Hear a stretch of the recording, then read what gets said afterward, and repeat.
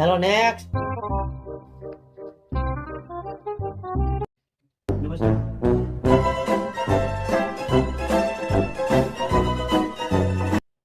File તો ready છે, બેસો.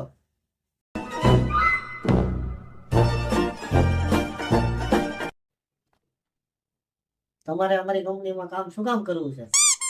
તો તમને તમતારે એવું લાગે તો કામ કરવા ન દેતા, મને આમ જ પગાર આપી દેજો.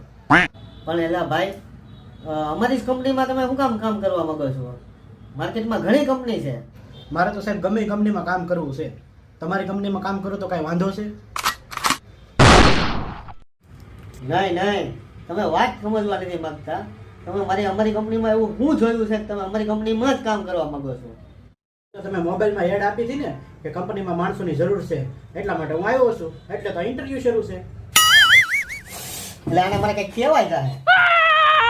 મારો કહેવાનો મિનિંગ એમ છે કે તમે અમારી કંપનીને કામ સિવાય શું આપી શકશો? અરે સાહેબ, હું કાંઈ એવો માણસ નથી હો. કંપનીમાં મારથી કામ જ થાય, બીજું કાંઈ મારથી ન થાય.